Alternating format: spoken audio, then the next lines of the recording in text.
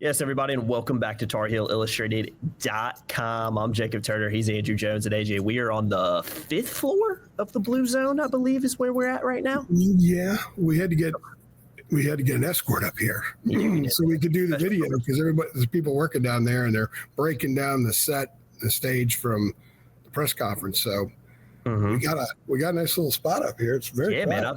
I've never honestly Wi-Fi's a little shoddy. So we kind of crack up a little bit. Wi-Fi's a little shoddy up here, but yeah, it's all good. I'm looking out the field right now. We're in the Blue Zone. I'm looking out the field right now. I tried to get the camera angle over there, but it's too bright. So yeah, I'm looking at it as well. We still have the Bill Belichick stuff on the video boards in the stadium. Yeah, we got people kicking field goals, running stairs. It's a pretty lively. Everybody's trying to kick field goals out there. Yeah, keyword trying right there, but it's a relatively lively. He's not on the team. No, he definitely doesn't look like it.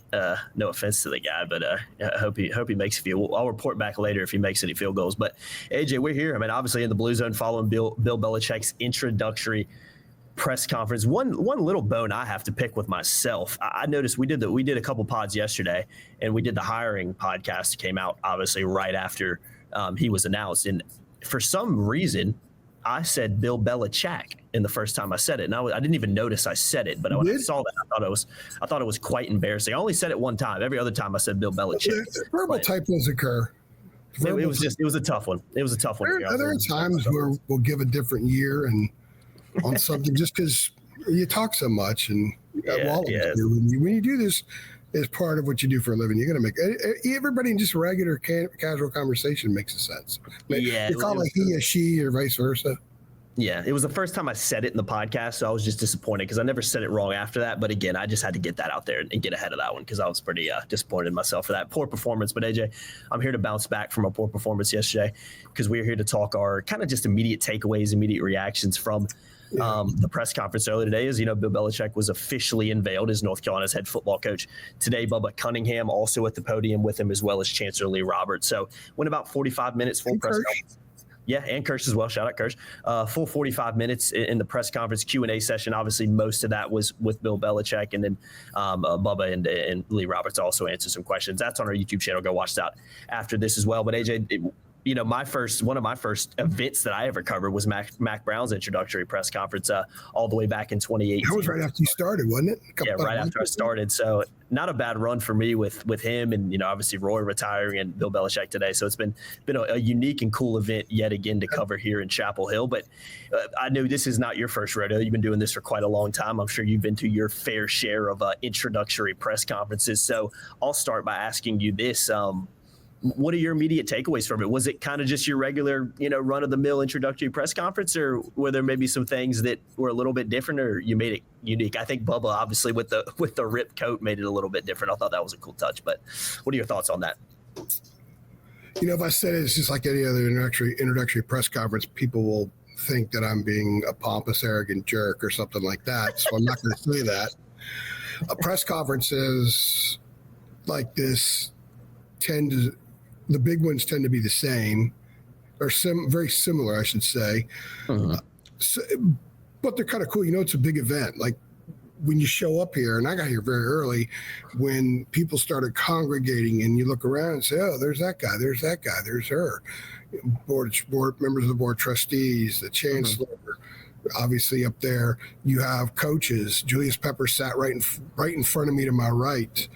Media, we were allowed on the second row. There were dignitaries, if you will, on the first row. I had Julius right to my right. He wore sweatpants and a sweatshirt, which I thought was interesting. So there were a lot of people of interest, a lot of family of people. There were some players. I saw J.J. Jones, Travis Shaw was here. You could sense it was a pretty damn big deal. And because when they walked in, I didn't even know where the chancellor and Bubba were, even though they were right in my line of vision. I couldn't help but look at Bill Belichick. So you look at him and you just kind of pick away at him with your eyeballs, not in a weird, creepy kind of way, but just in, okay, that's him standing right there. He's the coach now. I'm going to have to deal with this guy moving forward. So I'm just kind of sizing him up. And it was pretty cool. I've been very fortunate. A lot of people do this for a living for a long time and never come close to covering a legend. My first year was Dean Smith's last year. Mm-hmm. I covered Coach K for 14 years, 13 years, whatever it was. I've covered Mac. Covered Mac first time and now. Much closer now. Covered Roy. And now I get to cover Belichick. So I guess I have experience with big time people who share common traits. And the common traits are they want to get down to work. It's all about business. It's about creating a culture, cultivating it, fostering it, nurturing it, and winning, and all the things that go into it. And winning, that's common with all of them. And he didn't come in here he didn't come in here trying to lather everybody up and say all the right things. He did say something about the first words he learned were beat Duke. I want to know if that's true or not. Not sure that's true. He did have the sweatshirt. It wasn't a prop that was given to him. He still had it. He told them that he still had it, and he was told, hey, bring it. So he did. I thought that was a pretty cool, genuine moment. He doesn't say a ton. He didn't strike me as any different than I expected. And I would imagine that every set of eyeballs in here were on him. And other than when anybody else was talking, and even when it's just Steve's talking at the beginning and he's outlining what we're going to do, nobody's looking at Steve. No, Steve's a great guy. We all love Steve. Kirk's the best in the business. But no one's looking at him. They're all looking at Belichick. Mm-hmm. And he's here. He met with the team. He's been in the stadium. He's North Carolina's football coach. And so I'm trying to wrap my mind around that. And I kind of knew it was coming here for a while, like a lot of people did. And we'll get into all this stuff that was out there that was complete BS that we kept saying was BS. And if you were on our site, you would have known. Mm-hmm. Not a shameless plug. No, absolutely not. So you probably did the same thing. I just looked at him and I think he answered the questions fine. Some he didn't go with that in depth with, but that's okay. Mm-hmm. He's here to win football games. I don't have any reason to doubt anything he said. I don't doubt his sincerity. I don't doubt his motives. People have been asking about that. The guy wants to coach. He wants a new challenge. He has a tremendous respect for the school.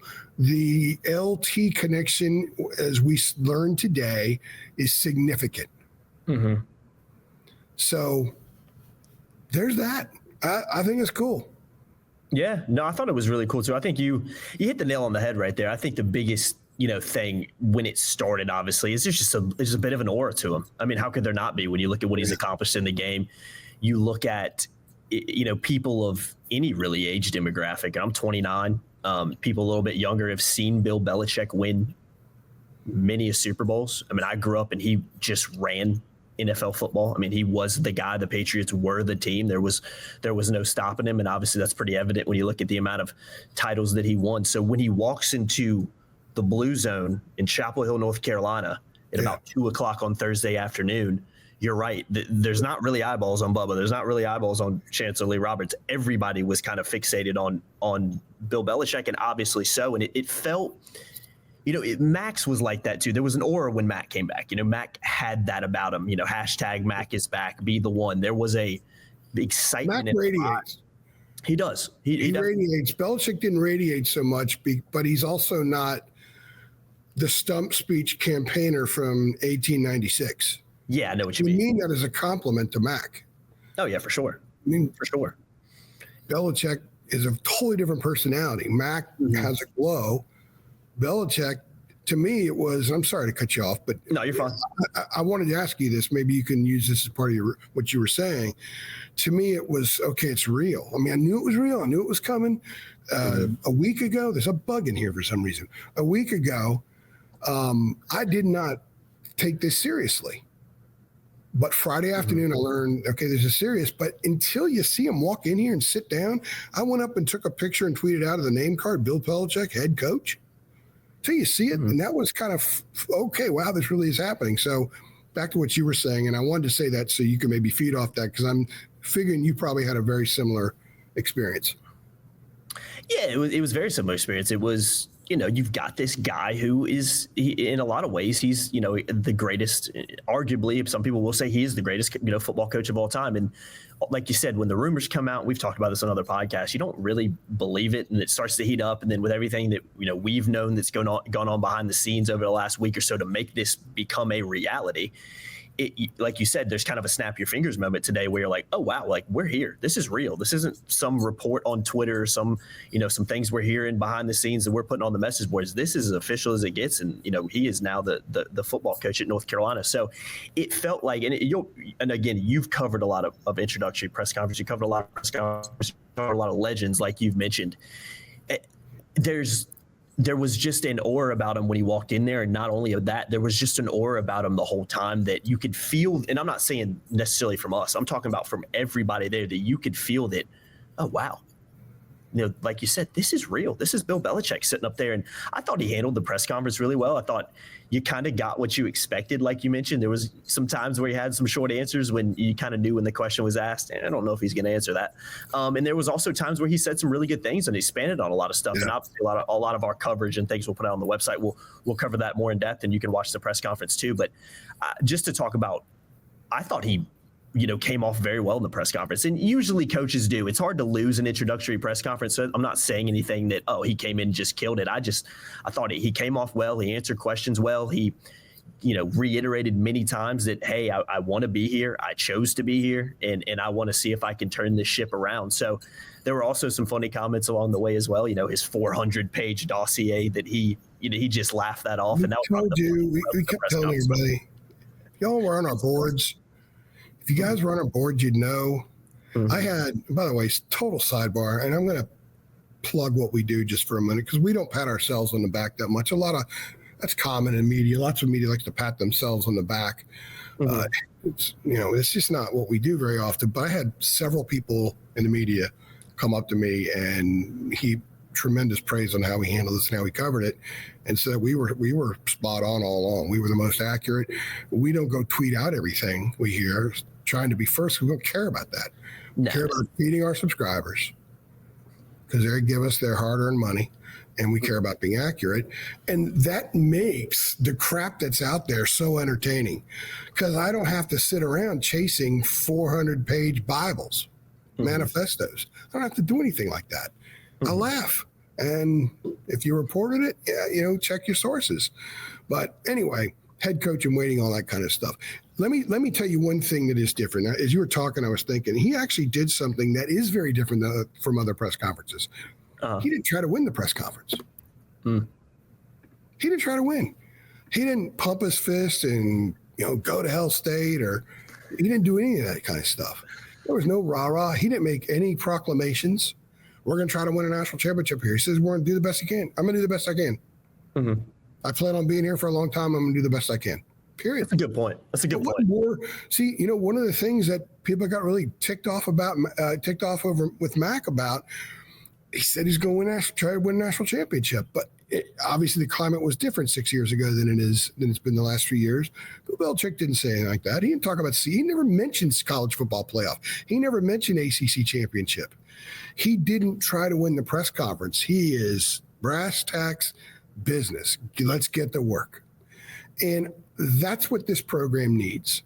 And I've been told from the beginning, even before anybody knew that Belichick was on the list, and that his people had reached out, before any of that came out, we were told that they want to change the foundation of this program and move it forward and jump much deeper much more out into the deep end of the college football waters. And then he comes along as a viable candidate, and they realize, you know what? We can go past the buoy. We can keep going. We can go deeper. And that's what they've done. So they were already intent and receptive to blasting the foundation. We've talked about that from day one, Jacob. And now they have a guy who not only can blast it, but he knows how to put it back together. Now, he hasn't done it in college before, but this is a new model. As Bubba said, he quoted Yogi Berra. What was the daggone quote? I can't remember it now, man. I've got it right here because I'm writing a dadgum story. I'm pulling my inner Roy now. In the immortal words of Yogi Berra, the future ain't what it used to be. Mm-hmm. That's what he said. That said it all right there. That was the mission when he talked to Mac, when he hung up the phone with Mac when he was in Hawaii. But the mission got bigger, and people are saying, where's the money going to come from? They are rolling the dice a little bit, but they're confident that how much more valuable everything is here in this stadium now as opposed to yesterday will help cover that. And there's going to be some other entities. I think we've just started learning about revenue enhancements, where it comes from, be it sponsors, businesses, be it NIL, former players, alums, whatever. I think that they are going to tap it, and they're going to tap it differently than they did before. And again, I got to say, man, Mac worked the phones. He tried. But after a while, people just stopped donating. There's literally a bug here in the fifth floor. There's one bug I think there's one bug on this fifth floor. Yeah, he's following me around. He's like that kazoo guy with Fred Flintstone a long time ago. I'm really dating myself on that one. So I like the fact that he didn't try to win the press conference. I think that's a huge positive for North Carolina.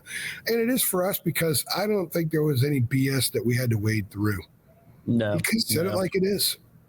Yeah, that's a good point. It didn't come off like that at all. I think he didn't go in there and make outlandish statements and we're going to do this and we're going to do that. And it was like you said, I'm going to come in here and I'm going to do the best I can. And, I want to turn this thing around and see where we can take it. But, there's no guarantees in anything. So building off that, because this is obviously our immediate reactions podcast, but was there anything that he said that stood out to you? Because one thing just off the top of my head, and let me preface this, I was walking around taking photos and I've been editing photos for the last 2 hours. So me trying to wrap my head around exactly what was said, I'm not being able to do that very well right now. But one of the biggest things that stood out to me was someone asked him, and this has been something that's been brought up around across this whole process, and one of the criticisms, if you will, that's maybe been thrown at him during the, when all these reports were coming out about him potentially taking the job was, I forgot who it was. I mean, it may have been someone from Greensboro or Winston-Salem, but they asked, are you willing and planning on, going and sitting in someone's living room and recruiting them like that and having that hands-on approach? And I thought he answered the question really well because he wasn't like, no, I'm not going to do that. That's not my plan here. We're going to, no, he was like, yeah, I'm willing to do that. I want to do that. And it remains to be seen if that's the case, because we've talked about how college athletics has changed. And Deion Sanders, for instance, is not a guy that does that. I think Bill Belichick fits more in that mold of college coaches than anybody else right now. So is that him maybe just saying what people want to hear? Potentially. Is there truth to that? I'm sure there is. But that is a part of the job that we're going to have to see how that plays out. And maybe he doesn't need to do that, but that was just one of the biggest things that stood out to me, because AJ, that has been a criticism of, oh, you're bringing a 72-year-old who's never coached in college before. How's he going to relate to players? I can't see Bill Belichick out on the recruiting trail. So for him to answer it in the way he did, I thought he handled the question, answered it very well. That was one of the biggest things that stood out. Was there anything, question-wise or answer-wise that maybe stood out to you today more than others? Let me hit on that point, because I actually think that would probably be it. Mm-hmm.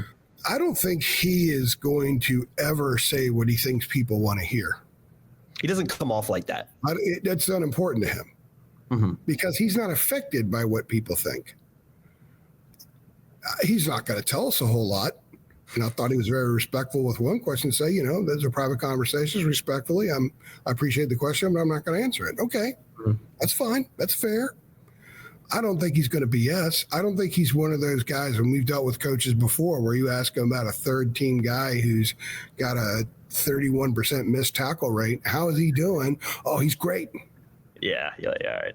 He's great. He's fantastic. He's great. He's coming along. I'll tell you, I love coaching him. He works so hard. He's great. He's going to be a superstar. You're not going to get any of that with him. None of it whatsoever. And I like that. I'm not saying that's what we got before, but I've gotten that from coaches. I've covered a lot of different schools, and I've covered pro and college, and I've dealt with enough coaches that you can't get a straight answer because they think that everyone's going to be great. And, you got to quote him sometimes. You can't say, well, I'm not going to use this quote, what he said about that kid, because it's what he said. That's my job to, relay that story. I'm not going to have to worry about the Belichick. I mean, if a kid's struggling, he's going to say he's struggling, or he just won't say anything at all. Mm. There were a couple of times today where he was asked two-part questions, and he never got to the second part, or he went to the first part and just kind of avoided the first part and didn't do it in a rude, condescending way. He just, hey, there's the answer. There you go. Next one. Next question, please. I like that. It's a change of pace. And if he gives us a lot of access, and there's a big if, we don't know, but if he gives us a lot of access and we can get some behind the scenes, off the record stuff to help us better understand the program, we could fill a lot of those cracks. He doesn't have to answer a lot of those questions publicly. We can get information, sort of facilitate intel on our boards and in articles we do. We get some of that stuff out there. And that's one of our jobs. So if he doesn't do that, we're going to have to go through the side door and get some info and a lot of new relationship building, because I don't think much of the previous staff's going to be here. He did say that Freddie Kitchens has already been hired. Yeah. Mm-hmm. I don't know who else. I know that there's still the coaches that are doing the bowl game. Most of them, some have already accepted other positions and they're gone. They probably won't be at the bowl game, but there's enough people they can actually go to Boston and play the game. And a lot of the kids that were in the portal will be back. Yeah, just to talk about the staff for a second, because you just sparked another thing that I thought really stood out from the press conferences. Somebody asked him about, have you started looking at staff? Have you started that process? And, he said, yeah, no, it's still early. I'm sure there has been work, going on behind the scenes. But one of the interesting part about his quote and his answer to it was, he said something along. I'm trying to remember exactly what he said. Because he said that a lot of coaches are still coaching and he doesn't want to get in the way of their bowl games. But he also said something about, I expect there to be pro guys on this staff. That's what I come from, kind of thing. That was an interesting answer. Okay, I gathered with that the majority of the staff will be NFL. Yeah, that's what I got too. Guys. And there was another thing. He said he's fielded, I don't know what the word was, tons of calls. People have reached out wanting to be a part of the staff. He's not going to have any problem filling a staff. And he's not going to have any problem paying people to fill the staff. As I've said, North Carolina is so invested into doing this the right way. North Carolina, we had a couple of us were able to get a Q&A session with Bubba Cunningham afterward, and we'll run the Q&A on the site a little bit later. But Bubba says they want to be elite. So he didn't say, yeah, we want to compete for a national championship. He said we want to be elite. In order to be elite, we have to spend to be elite. We have to do things differently. And the pro model that North Carolina football's taking is going to spill over to basketball. All the people saying, well, why don't you save some of that money for basketball and get a big man? Well, we won't go down that lane, because we went down there much times and tried telling people the truth. They choose to believe it or they don't. But there will be more of that model for basketball moving forward, which is very, very interesting. And so football and basketball are the front porch. Football and basketball are the two sports that make money for the university, and they are going to be treated accordingly, as they should. So, and football is the number one beast. If football is really, really good and they're CFP bound, it will make so much money, more money than great basketball team will for North Carolina. Yeah. It will. It will. But if both are great, which can happen, look at Tennessee. They're in the CFP and they're number one in the country in basketball. If both are great, then they're going to be reeling in the bucks, and they're going to be able to maintain the kind of staff that they're bringing in for football. That will be a baseline for what they have moving forward. Yeah, no, you're absolutely right, Bubba. I love what they're doing.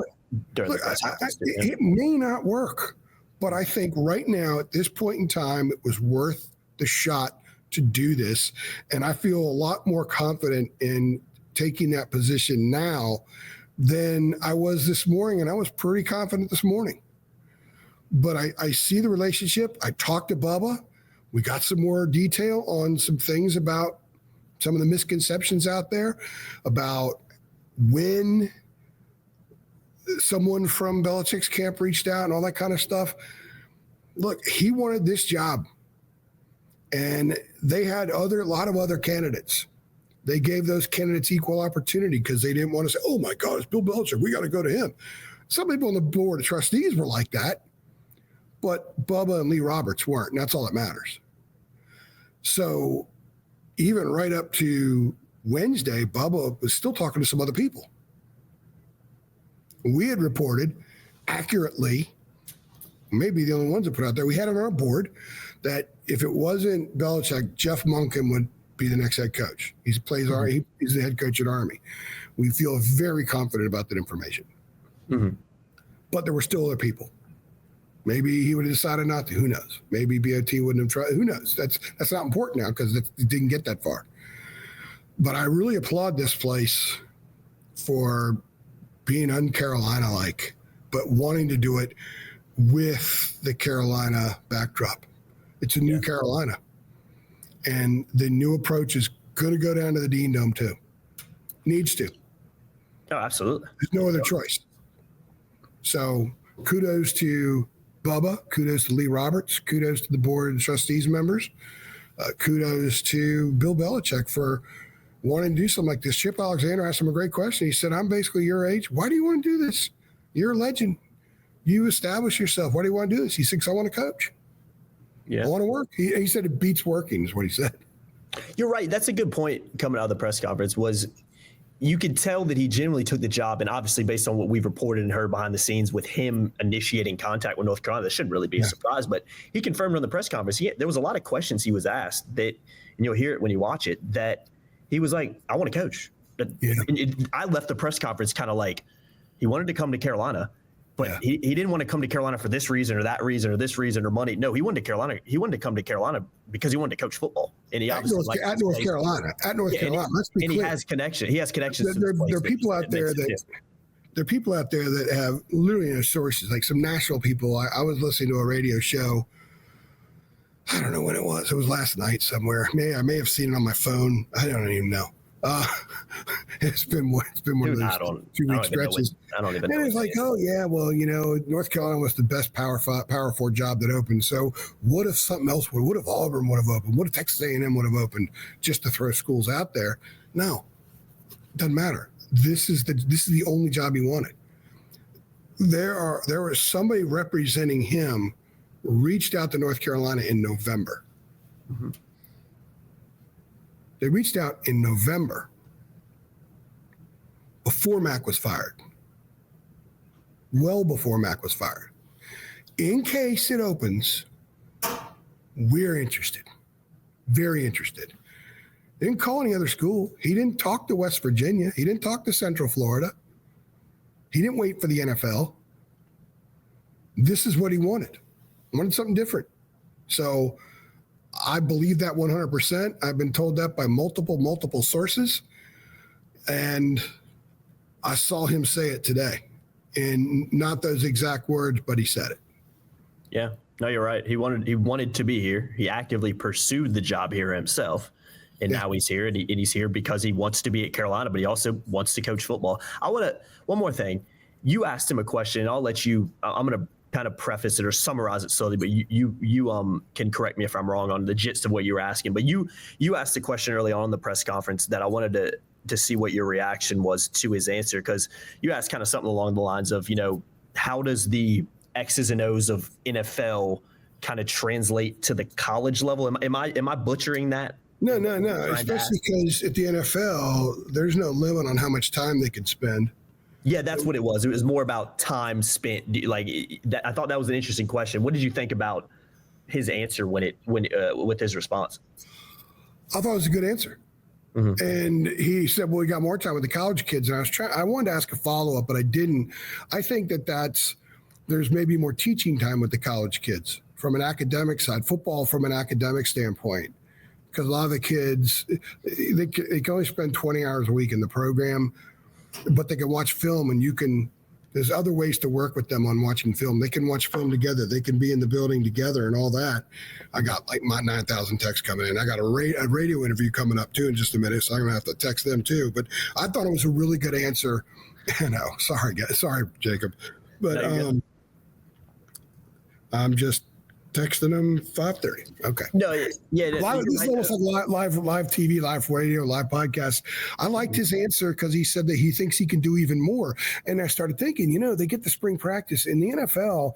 They have those little mini camps, but a lot of what they're doing in mini camps is evaluating personnel to cut. Yeah. And for the veterans, just come in there and get a little bit of work. Here, spring practice is to invest in who you're going to be and to teach. So I get that. So, you get a month before the opener but you really get a month during spring practice too. So you get 2 months, and then you have organized OTAs in the off season. So yeah, they have 20 hours a week plus games and that kind of thing during the season, but they get 46 weeks out of the year. In the NFL, season ends, guys take off. They'll come back from minicamp for a week, and then they're gone again. You don't see them a lot of times. So I get what he's saying, and I never thought of it that way. So he's coming here to teach. He wants to teach. He wants these guys to learn how to prepare and train like pros. They're going to run a pro style, essentially what they do as far as scheme goes, technically. And it'll be a very adaptive style. They'll adapt to all kinds of things. As he said, as part of his answer to me, he said, look, we may not be able to run some of these things we're really good at against this one team. I'm paraphrasing here. So we have to shift to something else. So he wants to have these kids to experience how dramatically you can shift the game plan from 1 week to the next. You don't want to just be, hey, this is who we are. This is who we're going to be. If they stop us, they stop us. If they don't, great. Like some coaches have been in the past. They want to be very multiple in terms of their preparation, in terms of their teaching, and in terms of their scouting, scheming, and approach. It's exciting times for Carolina fans, man. I know it doesn't feel like there's been this big of a buzz around football. Man, I'm 29 years old, potentially in what I can remember in my lifetime. Ever. Yeah, I mean, there just doesn't feel like. I know, again, Mac got people excited and there was optimism and it lasted a little bit. And then as we talked about, and I did talk about again, it faded away because they didn't win enough football games and the way seasons ended and all that jazz. But it feels like right now there is truly an excitement. And again, based on what the university is telling us, based on what we're hearing from our sources, based on what Bill Belichick's saying, it's a new dawn in in Chapel Hill when it comes. You know what it is? Do you know why it's all exciting? Because the coolest kid on the block wants you to hang out with him. Yeah, it's a good way to put it. Mm-hmm. Oh, there you go. That's letting me know I had a radio interview coming up. The coolest kid on the block wants you to play with him. He wants you to come over. Mom's got something to drink for you. Mm-hmm. You go in the backyard and you play, and it's not just because he needs somebody to play with. He wants to play with you, and he wants you in his crew. And you're like, oh, man, I've arrived. I'm pretty cool. Next time you walk into cafeteria in 6th grade, you kind of have your chest sticking out a little bit because the cool kid has you in his crew now. There's a little bit of that. There's excitement because the apathy had gone so far into the depths of we're just never going to do it. And I'm speaking for Carolina people. And then suddenly this guy wants you? I mean, you're looking terrible. Right? You've been sick. You put on weight. Your hair's disheveled. Your shoes don't match. Your socks don't match. And all of a sudden this guy says, yeah, you're good enough for me. And then some, we can be wonderful together. That's kind of what North Carolina football was.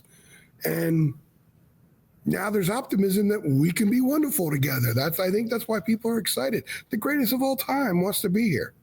Mm-hmm. That's pretty damn cool. From a journalistic standpoint, it's really cool. Looking forward to covering them. I'm glad that the people we have been reporting football to since I've been in this job for 11 seasons now, I'm glad that they are truly optimistic, justifiably optimistic, because they've been look at the number of views on our videos the last half of this football season. It's good for business, man. I hate to say it. The Wake Forest game, I look out in the stands, I'm like, man, these people are almost as if they were sentenced to be here, or they're here out of an obligation. Yeah, they're not here because, hey, let's win one and let's get Mac on a roll. Or the players, they didn't. Some of them did. Most apathy. There's apathy. Yeah. Yeah, I mean they're not going to be in trouble selling tickets, and they're going to be a lot more expensive. I can assure you that. Believe it, man. So this bug is just in love with me. You got a radio this interview. Bug is Bill Belichick, and I'm Carolina football. Yeah, just swarming all over you, man. It's you got a radio interview. Easy, my bad. It's all right, man. You've had better, you've had worse. I'll let it slide on this one, but you got a radio interview in 5 minutes. We need to go ahead and get the heck out of here. Let me just say the couple housekeeping items. A lot of coverage coming on our website, TarHillIllustrated.com. Keep it locked. And I also want to mention, I should have mentioned in the beginning, shame on me, AJ. Promo. We've got an awesome promo going on right now at TarHillIllustrated.com. New users can access all of our content for free until the spring by simply signing up using the promo code Belichick. that promo ends, or you get that coverage up until March 20th, 2025 for free, but you have to sign up. When does the promo run out, AJ? 16th. Okay. You have to sign up by midnight 16th, and you get everything, all that stuff on the boards that I've been telling you guys. That you can go back and trace it and see how we reported stuff, and maybe learn some things too, and have some fun. And also the discourse. I think the discourse has been fascinating because we have a lot of smart people on the board. So you get everything we do for free up to March 20th, which means you get the rest of the basketball season sans the NCAA tournament. So. If they go to the NCAA tournament, they may not even. This season may be done by then. Who knows? Yeah, it very well might be. No, there's no. What do they call it? If you sign up for something, strings attached. There's no strings attached. Yeah. Yeah. No, it's completely free, and just sign up using that promo code Belichick. And again, I'll put that link in the description below so you guys can go take advantage of that. AJ's got a radio interview to do. I'm starving. I need to go eat some food. You're going to call like it. I'm starving too, and that's not going to happen for a while. Plus, I got steps to get. I'm at 1,000. What's today's date? December 12th. So I got 1,310 days. Today would be 1,311. It's good stuff, man. That's really good stuff. That's really good stuff. You got to keep the only way I've stayed alive doing this crap. I believe it, man. Especially over the last couple of weeks, right? Only thing keeping you sane, I can say that for sure. So we're gonna go ahead and head on out of here. Like the video below if you liked or are excited about Bill Belichick's press conference today. If you're excited about Carolina football moving forward, I think we need 200 likes on this easily. At minimum, I want 200. So let's go ahead and run those up on the bottom below. Make sure you subscribe, hit the notification bell as well. Make sure you tell your friends about us too. We've been working really hard over the past couple of weeks, especially to give you guys access, give you guys insider information on what's going on behind the scenes. And if you're a premium subscriber, you've been able to see all that. So make sure you sign up using that promo code Belichick. And as always, guys, we appreciate every single one of you. So we will see on. Yeah. The lights in Belichick's office are on, and there's people walking around. I know it's creepy. I can see it across from here easily. So he's here. All the people that came here with him are here. You know what I mean? And he's over there. So last thing. He's already burning it. First day of the job, he's already burning it. I love it. Last thing, you actually reminded me real quickly. Little disappointed he didn't come up wearing 6 rings today. That's the only part that was a little disappointing. I wouldn't take him off if I had 6 rings. Remember but Max? I think I would have had to have done it. I would have had to. Max was like sticking your finger through a bowling ball. It was so big. I know. Can you imagine 6 if he would wear all 6 today? But I think that's kind of his personality. And there's nothing wrong with wearing them and showing them off. But he didn't come off like that. Yeah, he didn't come off like that. But he's like, those are Super Bowls. I'm here in college now. Yeah, that's a good point. Oh, that's my only criticism of the press conference. You didn't try to win the press conference. Period. That's a good point. And I haven't written a column from this yet. I have another column that's going to run. They have a basketball game Saturday, and we're like, we got to have content for that too. I don't know. I'm not going to have as much advanced content for that as we used to because we're going to be filling up with this as we should. So they're calling like in 30 seconds. So yeah. All right, AJ, we'll go ahead and run. Yeah, we'll go ahead and run. I've been Jacob Turner. He's been Andrew Jones. Appreciate y'all watching. See y'all next time. Thanks.